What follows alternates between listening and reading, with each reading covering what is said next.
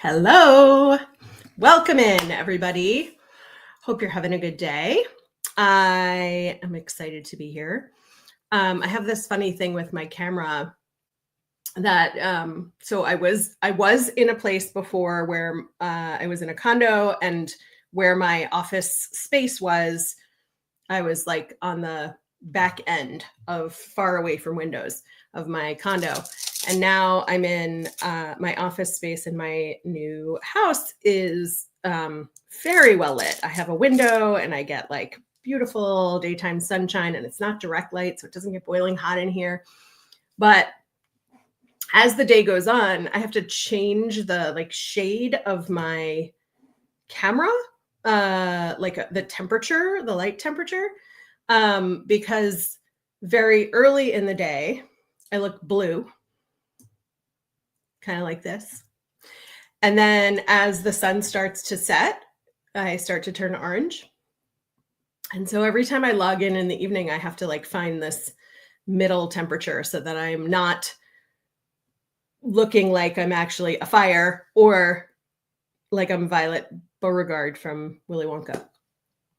Anyway, welcome in. That's my little side quest for the evening.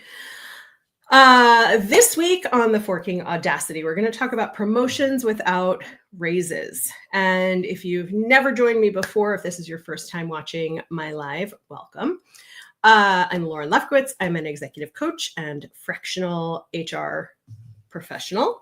And I talk about the word fine. The fine is what we use to describe like the crap that's going on in our lives that isn't really fine. That's actually like pretty terrible. But if we say we're not fine, we don't know how to get up from here. So we're going to say fine, and we're going to be this middle ground. And frankly, that's just like a bunch of crap. And so I work with executives and leaders in the corporate world who want to stay in the corporate world, and I help them figure out how they got to this place of being fine and help them figure out what they want and go after it. So if you're here and you're watching live, feel free to throw me a comment and participate in the conversation. But let's get started on the topic of promotions without raises. So promotions without raises happen all the time.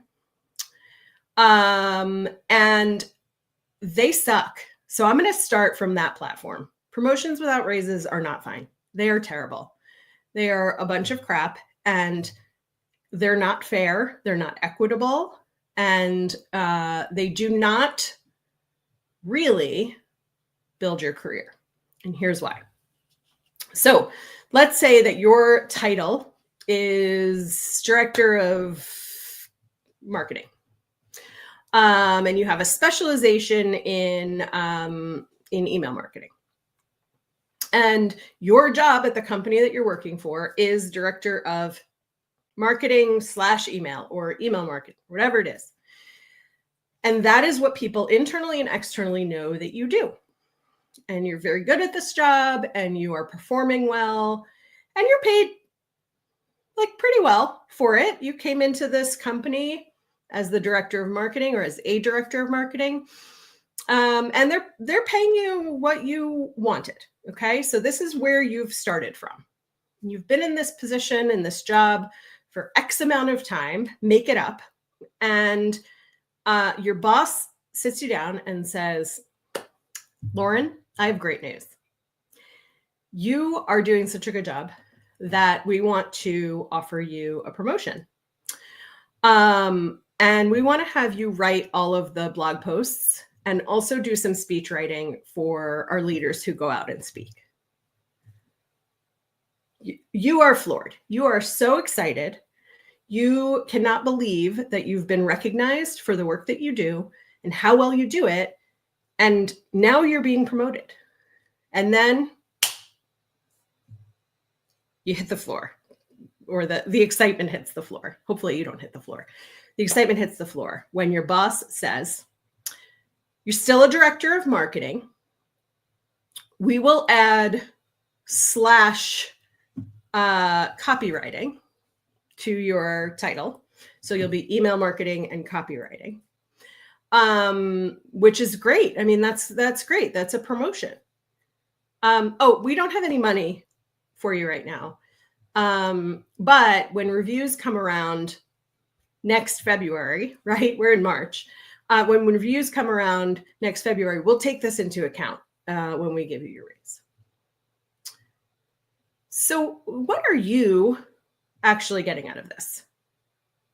You are getting more work, which okay, work volume goes up and down, but you're getting more work. You may be getting this more work because somebody else has argued that things need to come off of their plate. You may be getting this more work because somebody else got promoted and they don't know where to put the work. You may be getting more work because somebody left the company and they've decided not to replace them.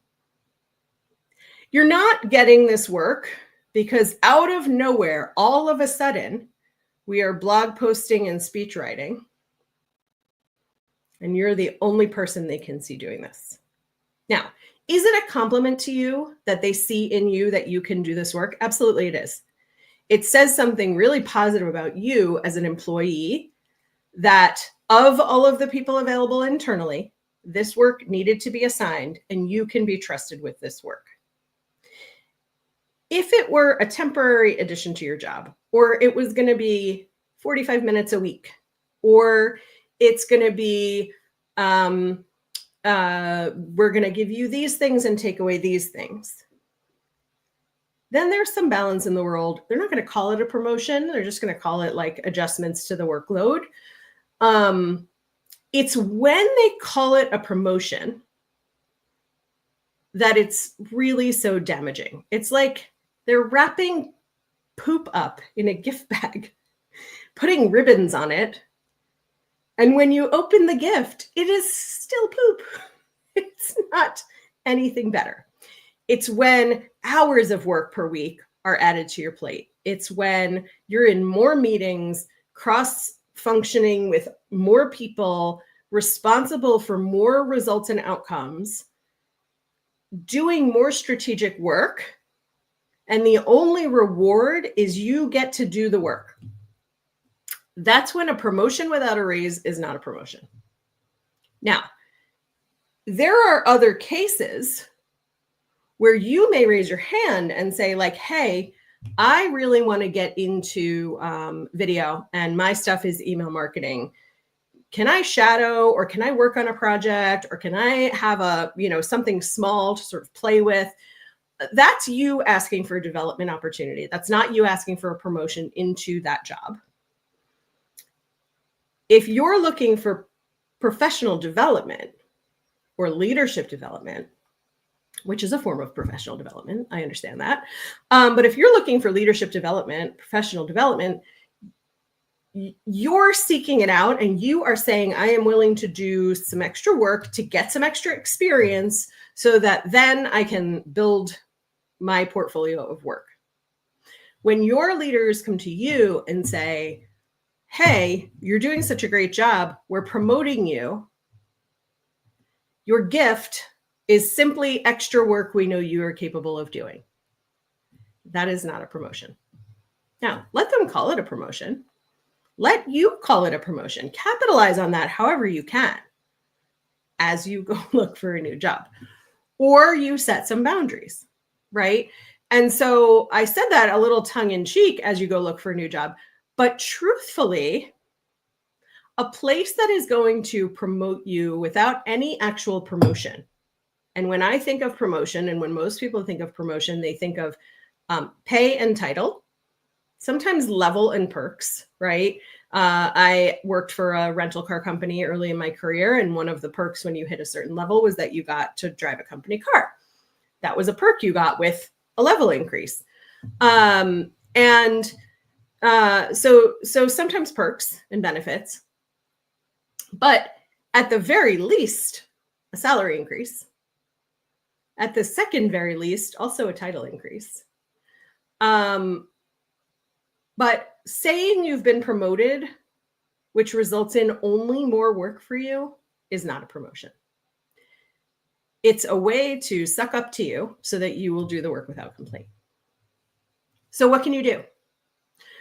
There are a couple of things you can do. You can say no, thank you, and see what happens. People don't do it because they're scared to, and I understand that. And as a recovering people pleaser and workaholic myself, 6 years ago, me probably would have just taken the work, probably did just take the work. That said, as I started setting boundaries in my own work, if something new was assigned to me, it was a this for that kind of agreement. And so if I were an email marketing guru and they wanted to add speech writing to my plate, and I learned that that would be 5 hours of work per week, then I would ask, okay, if this is about 5 hours more per week or 30 hours per month or however it pans out, what's coming off of my plate?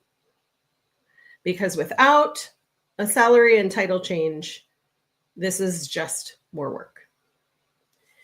Brave, bold me would have and did say that later on after I'd learned to boundary set and level set what I was doing. It's a hard thing to do. It's where you get coaching support, right? To be able to say, like, that's not going to work for me in a very even tone, and to be able to offer a different solution or ask for something in return is hard, and it's worth your time to learn how to do it. And whether that is an executive coach that you pay, like me, or whether that's a mentor internally who you sort of run by, like, how would you present this here? Is up to you. And it's not like a day one mentoring or coaching kind of learning. It takes some practice to start setting boundaries and giving feedback in a way that makes you feel empowered and not only scared. You can be scared. It's okay to be scared. Doing things like that, giving that kind of feedback is scary for sure, but it shouldn't be the only feeling that you have. So you can say it's this for that, or I just can't add it to my work right now.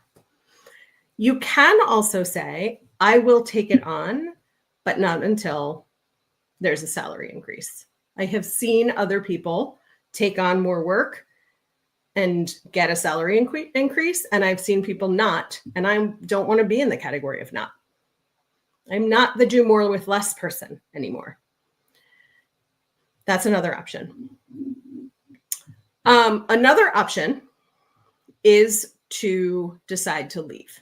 And that's a hard option because you do have to think about, like, what is the entire experience that I'm having in this workplace? Do I love everything else? Is my manager otherwise amazing? Are my team members collaborative, if that's what I want? Or do they leave me the heck alone, if that's what I want?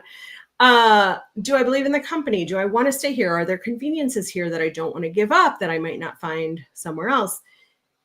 Am I willing to sort of die on this hill of not taking extra work in the interest of standing for myself and not, doing extra work for no promotion?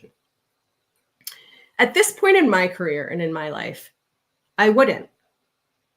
I also, before working with my own executive coach, before becoming confident in how I set boundaries at work and how I learned to say no at work, I have done, I'm going to be like fully honest, I have done more without asking for a raise, without asking for a job title shift.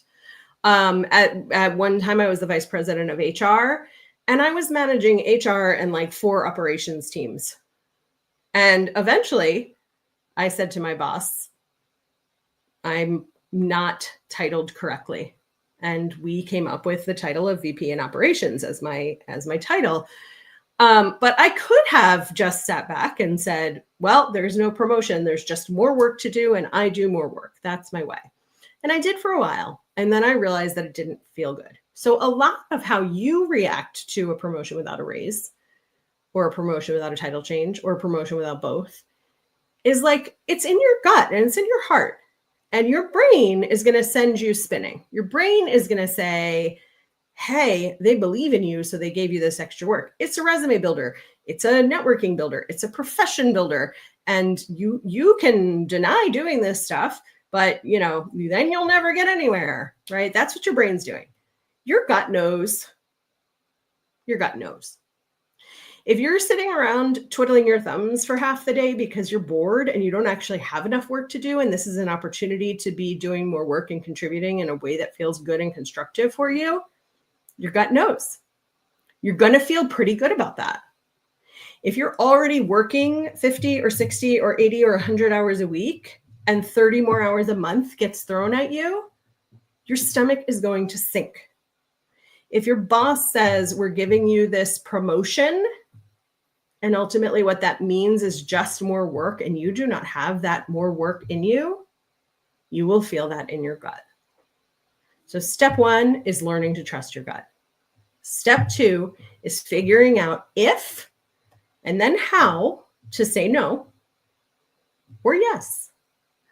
Are you going to say yes to this? Because just having something thrown at you is not a conversation. That is just an order. That's a directive. But if you are choosing that, yes, this promotion without a raise serves me, it benefits me as an individual, not just the company, then you have the right to say like, yep, I'm in. If it's going to harm you, and harm can be in the form of, well, my hourly rate goes down because now I'm going to be working 10 hours more a week, or it harms you in feeling insulted that you got something called a promotion, but it's not actually a promotion, and you know that because it did not come with a title change or a salary change, then you have to figure out, how are you going to handle that? How do you say no to that? Or how do you decline and offer an alternate solution? Or how do you figure out what is going to serve you so that you are not coming into work every day and saying, I hate it here. I liked it until they promoted me without promoting me. You don't want a promotion that's not really a promotion to ruin your career with this company. So you get the choice. Do you accept the promotion without a promotion? Do you ask for something, title or acknowledgement or consideration for a raise sooner, or a raise now, or you just aren't able to do the work? Or does this begin your quest to find a different job at a different company that will pay you what you're worth in a promotion, that will give you the title that you're looking for, that will give you the job that you're looking for? And you get to choose that. It doesn't feel all the time like we have a choice when we are given a directive from next levels of management, but we always have a choice. I have never seen anybody, and I'm not saying it couldn't happen, because it could, and some companies are toxic and some managers are jerks. I have never seen, with clients, with friends, with colleagues, where somebody was offered extra work or promotion, then they said no, and then they were fired for not accepting the extra work. I have seen where that shifts into this toxic level exchange for a long period of time, until finally the company either says like, well, we're going to just need to hire someone higher level, and they get rid of the person who's been doing all of the extra work and getting no reward and for no good reason isn't being promoted. Or the person then tries to set boundaries like way down the line, and suddenly that's a challenge because they're not the same person they were before, right? And then disciplinary action starts. But in situations where people have been offered this great opportunity for a promotion that's not a promotion, and they've said, I don't have room on my plate, in a really powerful way, and especially when they've said, let me think about this, and can I come back tomorrow with some ideas for solutions? That's why they want to promote you without promoting you, because you're good at stuff. I have never seen a person get fired when that offer, the generous offer of more work, is presented to them and they say, I can't take that on right now. I'm not saying it can't happen. It can certainly happen. For every situation I say I've never seen, somebody will come in and tell me that it has happened to them or their best friend or their spouse. But learning to set boundaries on your time and your energy and the work you do in exchange for the money that you earn is really, really powerful. So keep that in mind, that if you get a promotion or an offer for a promotion that doesn't come with a raise, that doesn't come with a salary increase, that doesn't come with an announcement, if the company does announcements, that just comes with a slash and an additional word in your functional title, like director of email marketing becomes director of email marketing and copywriting, for example. If you don't feel good about it from the start, if you don't feel flattered and excited and rewarded for this imaginary promotion, you are going to feel 10 times worse 3 months down the line. You're going to be resentful. You're going to be looking to get out instead of looking to get something else.